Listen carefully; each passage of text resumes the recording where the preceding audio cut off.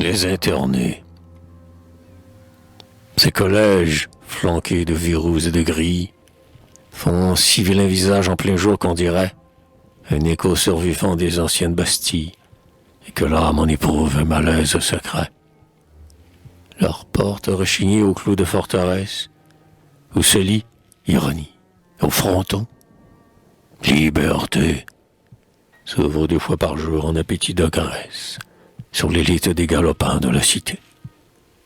Ceux-là, leur venu le portier les lâches, revomis aux fraîcheurs des trottoirs attablés, s'égayent d'un pied leste, allégé de la tâche, dans les jardins, de rire et d'orchestre mêlés.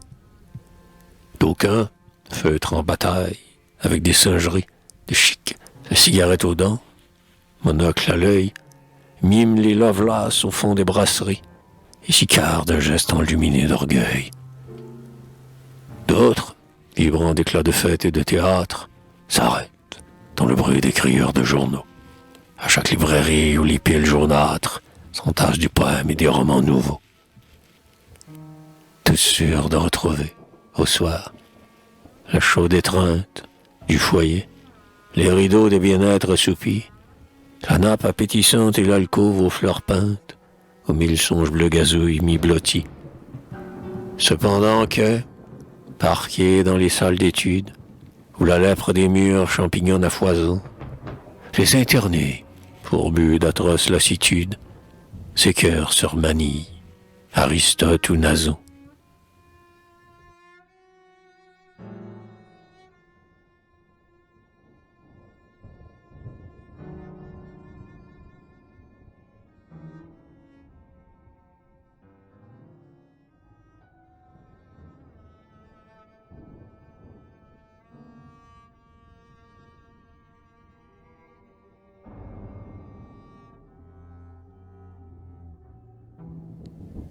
Oh, douleur! Ils sont là, sous l'œil hargneux d'un cuistre, sale à faire grouiller la vermine alentour, crispés au rougeoiement du pétrole sinistre, ces fronts qui n'étaient faits que pour luire au grand jour. Ils sont là, mastiquant un vieux levain de haine, plus aigri chaque année et s'effondrant plus là, quand un zéphyr ami leur apporte la laine, des marronniers en fleurs et des premiers lilas.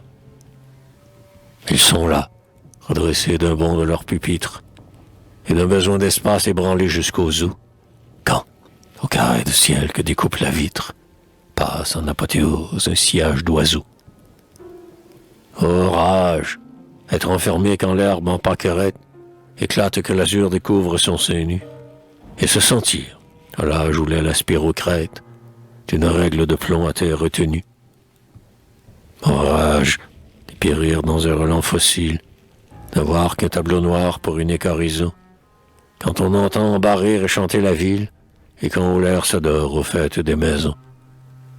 Quand des couples heureux s'attablent au tonnel, quand il est tant d'amants qui courent à travers les blés, et front mêlés sur leur unique ombrelle, échangent des baisers, des serments et des vers.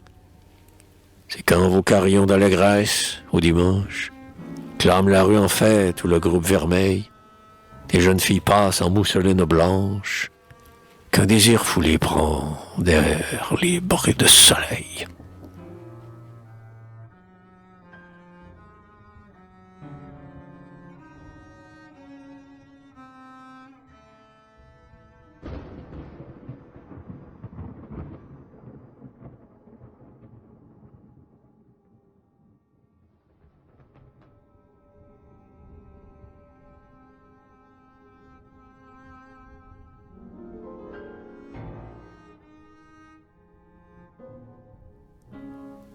Celui-ci, frêle et blond, brisé de longueur mièvre, comme il se traîne pâle au long des corridors. On dirait que la fleur qui saigne sur ses lèvres, une charge trop lourde, a fait ployer son corps.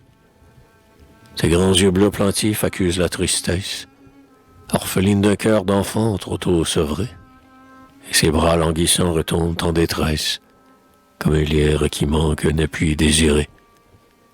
Celui-là, front d'athlète et qu'un crin noir ombrage, Comme il tourne et retourne, inquiet dans ses pas, puissamment comparable au jeune fauve en cage qui réclame une issue et ne la trouve pas.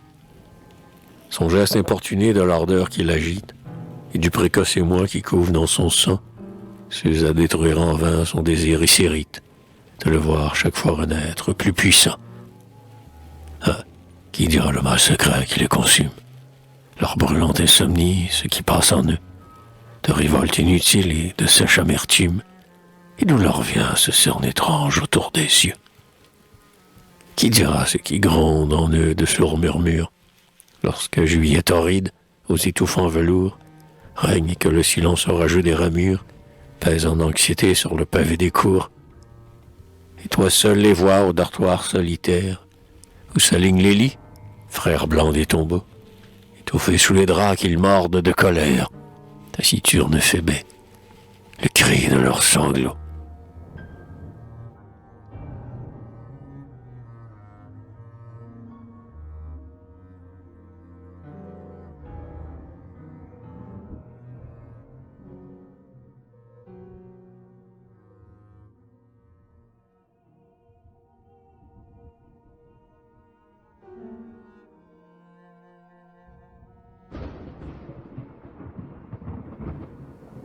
Souvent dans le préau désert, au recoin dense, et pris de solitude, ils s'exilent des jeux et s'étonnent, mêlant leurs jeunes confidences du trouble embarrassé qui naît de leurs aveux.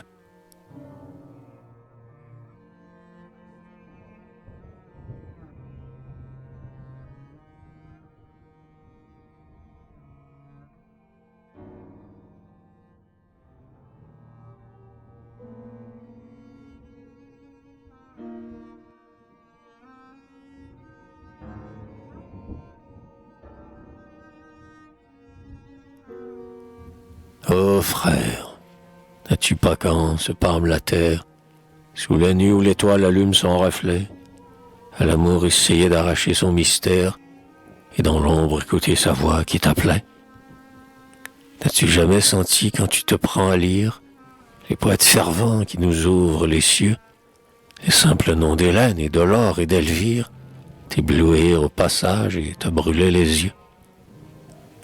N'as-tu jamais, au bois, quand reverdit la branche, dans un arbre enlacé, cru sentir battre un cœur, et quand pour l'aspirer ta lèvre en feu s'y penche, une bouche vers toi se tendre de la fleur? N'as-tu pas, quelquefois, au seul parfum des roses, défailli d'un émoi fugitif et, souvent, te relevant, la nuit, plein de larmes sans cause, aspirer les baisers qui passent dans le vent? Touche ma main, dit l'autre, et vois comme elle tremble. Ta voix mieux que la mienne interprète mon cœur. Quel miracle est l'amour si d'en causer ensemble suffit pour nous conduire à ce point de langueur. Ainsi, tandis qu'au loin palpite un bruit de rame, leurs paroles échangées immobiles les tient. L'un au regard d'azur, l'autre à l'œil noir de flamme, et de brusques sanglots déchirent l'entretien.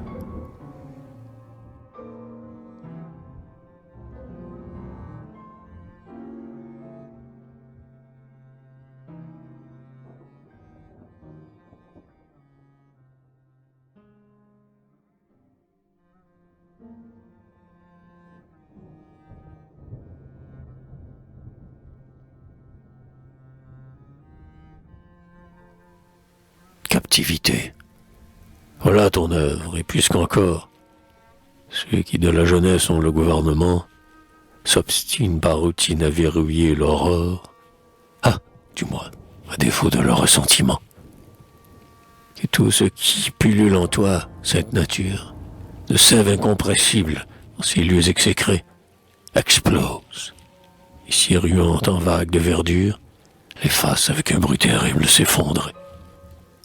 Va, sape à la lumière un chemin dans ces ombres, afin qu'on voie, un jour, sous les cieux apaisés, jaillir une forêt forte de ces décombres, ivre de saine joie et de féconds baisers.